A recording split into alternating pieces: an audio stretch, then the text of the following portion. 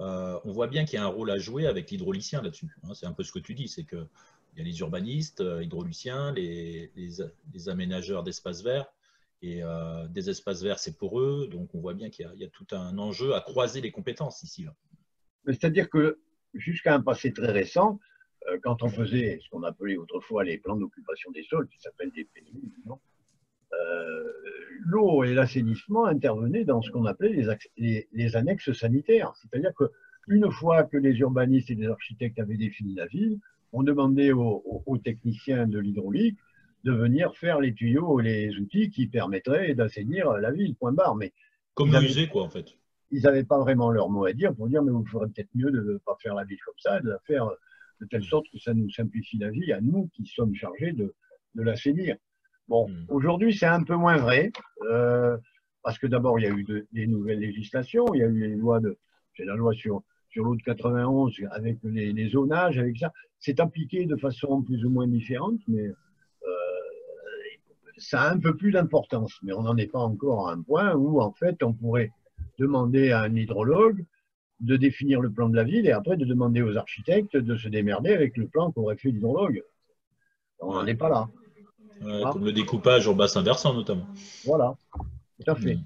Et alors, on s'en remet maintenant plutôt à des problèmes de protection, à des problèmes d'alerte. J'ai un de mes anciens élèves que tu connais peut-être, dont tu as peut-être entendu parler, qui a une société qui s'appelle Predict Service. Il fait de l'alerte météo pour les collectivités territoriales. Comme redonner Predict Service. Oui, Predict Service. Il s'appelle Alix Romagnac, c'est un de mes anciens étudiants. Et sa boîte marche très bien. C'est une boîte dans laquelle il y a Météo France et il y a les EADS aussi, les satellites. Et actuellement, il a passé un contrat avec Groupama et il fait de la supervision pour la mise en alerte à partir des plans communaux de sauvegarde ou des DICRIM pour une trentaine de milliers de communes en France, tu vois.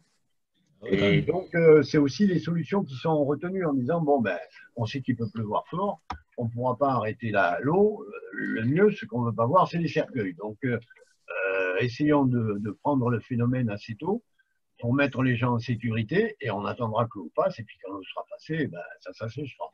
Ouais, c'est aussi des solutions qui sont retenues aujourd'hui.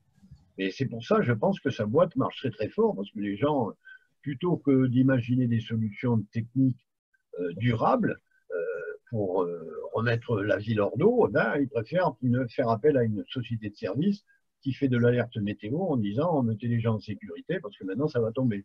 Voilà. C'est un peu ça. Ouais, c'est une autre façon de voir les choses, effectivement. Et ceci étant rendu possible par ce que nous faisons aujourd'hui en communication, c'est-à-dire par des systèmes d'alerte téléphonique, tout un dispositif utilisant les nouvelles techniques de communication et qui fait qu'effectivement, on passe à une autre échelle.